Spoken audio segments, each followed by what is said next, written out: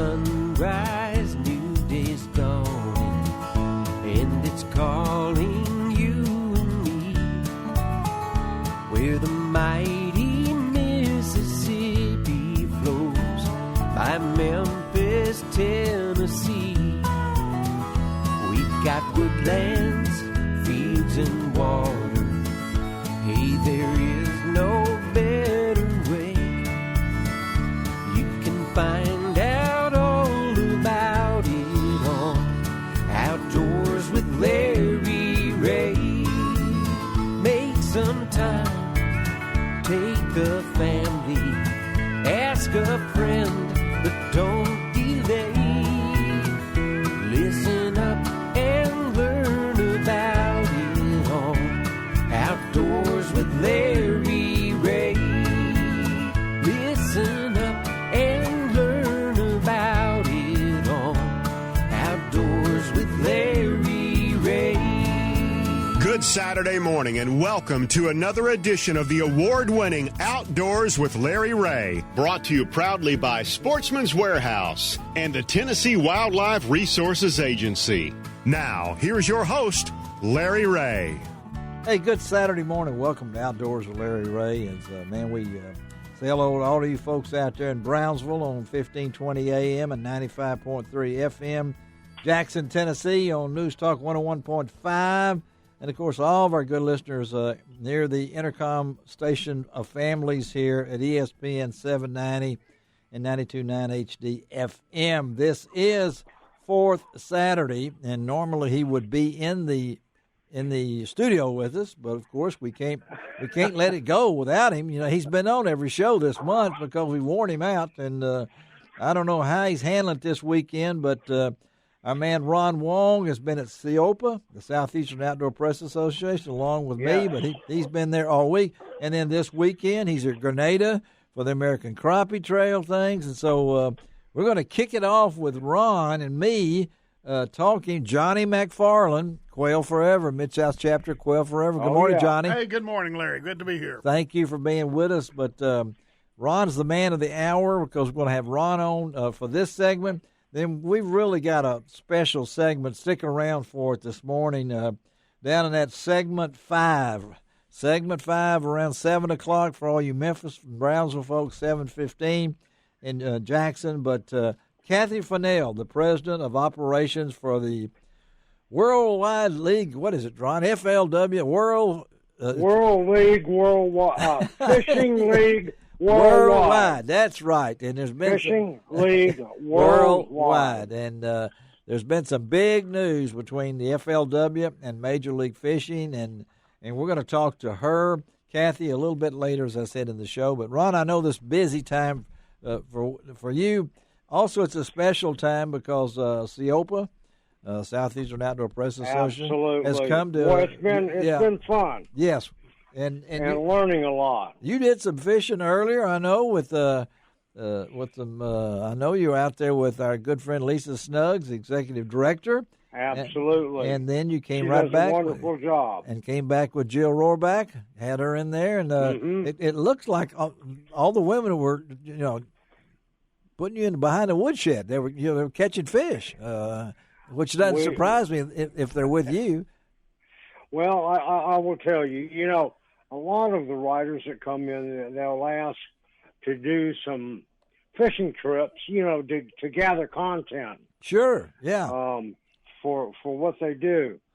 And, very fortunate in the fact that Jack Wells and of B&M Poles. Yes, yeah. And Matt Morgan of American Crappie Trail has hooked up a lot of the riders to fish on Grenada Lake as they practiced, up until the tournament this weekend. Yeah. Which is today's the last day. Yes. So if you don't have anything going on, drive on down to Grenada and see the weigh-in. You'll get to see all these wonderful folks. I saw where Ronnie Capps was fishing with Richard Sims, he and Steve Coleman. And I saw that on Facebook. He's already written an article on it. He was blown away. Yes, yeah. By one, the crappie that are in Grenada. Yeah. But two, the professionalism of Ronnie Capps and Steve Coleman. Of Two course, of the best.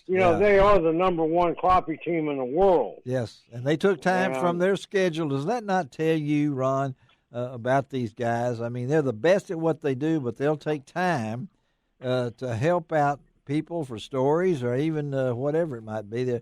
They're just down-to-earth folks, and I think that's what the American Crappie Trail is, us being a supporter of what Matt Morgan and his wife are doing for it. But so we had the open up. So tell us, so today is the final day at Grenada, and right. and we have I know we have a field of the top ones in there competing today, and it's going to be at where can the people want to drive Grenada down? Landing, right there on the dam. Okay, Grenada Landing on the dam, and we're talking about the cream of the crop of the American Crappie Trail and their last really tournament of this year before they last qualifier. Yes, last qualifier for this year, heading into next year's at where's that Sardis, right? Is that right? Sardis Lake is a championship. That's right. Wow, well, that's hard to believe. Well, let me ask you before we let you go and come back. Let's talk a little fishing here. A lot of folks have asked.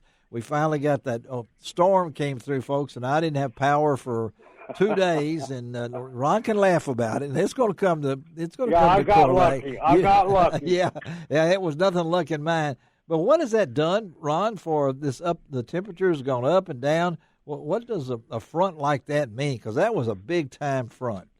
That was a big front, and, the weather dropped. I'll give you an example. All right. On a cold front day, I have been fishing, and I had taken Jill fishing. She's one of the riders for Seopa. Yep. And they were really, really slow. We fished 4 hours and they caught 14 bass. Oh, come on. Okay. But we had to fish slower. Okay. So anytime you go out on a cold front day, you just use a slower presentation and the kind of baits that you use. I got you. Stuff like that. Yeah. And, and of course, it must be the female touch, but out of the 14 fish, she caught 9, I caught 5, and she caught the largest bass. Yeah. Okay. All right. Well, which is okay. That's okay. I had a good time. Because you've caught a few in your life.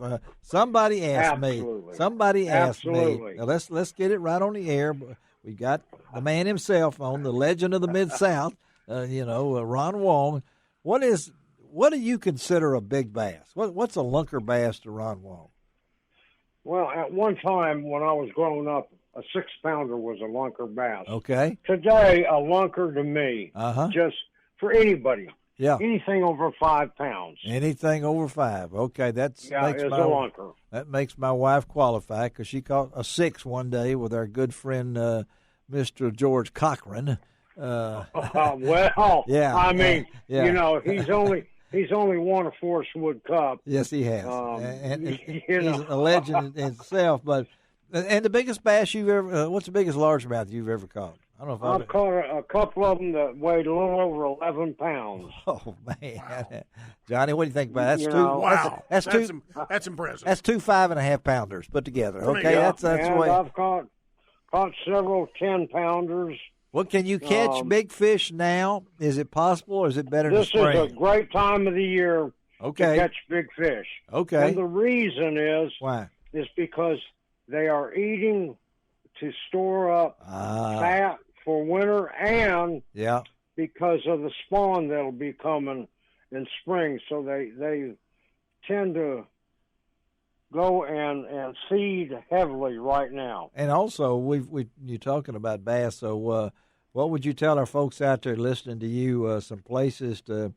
I know the crappie are biting. I've heard great reports. Crappie are great. Yeah, I've heard great reports on that from our good friend Ronnie Tice. He keeps catching them every day over at Horseshoe, and we've got to get. We got to go, Ron. We got to go when we get back from all these trips we're on, and things ever slow down for us. A November trip to Ronnie's place will be great on Horseshoe Lake. But absolutely. So, what are you hearing from the Big Four reservoirs from Mississippi? Well, I had the opportunity to be on Sardis Lake to crappie fish here a couple of weeks ago, and in the afternoon, as you know, at the big four. Yeah. Grenada, Sardis, Enid, Arca Butler. Yes. Your crappie have to be 12 inches long before you can keep them. Yes, yeah. And I was with a guy named Ace Clay Blair, and we caught our limit, which is 15 apiece, 30, and it took us about 4.5 hours. We probably caught 60, 70 fish to get to our limit of 30. To get you a limit of 30. And that was where? Did you talk? That was at Sardis Lake. That was at Sardis. So, and folks, so I mean, this is time. It is time for the crappie anywhere on the big, what I call the big four on I-55. And what's your preferred bait for late October like this? Late October right now are really soft plastics. Okay. Tipped with a minnow, small minnow. Okay. Because they're eating, what they're eating is this year's spawn shad. Gotcha. So you don't want to overpower them with something hit big. So, you take something like a Bobby Garland slab slayer, a 2-inch slab slayer. And what color? What color? Strike King Joker. What color? You know what? You're not, Larry, you're going to love this. What is Electric Chicken. Electric Chicken works really well. What better way to end Ron's segment than the Electric Chicken? Okay. All right, buddy. You hang around. Right. We'll get back with you in about an hour, okay? Take a guess at what that color is. I'm thinking Electric Chicken would have to be a chartreuse, a bright yellow or something like that, I guess. What is it? How about pink and chartreuse? Ooh, that's a good combination. You can't go wrong with that. I need a golf ball that color. Yeah, that's what I need. All right, buddy. We'll talk to you in about an hour. We'll talk to you in a little bit. All right. Let's bye-bye.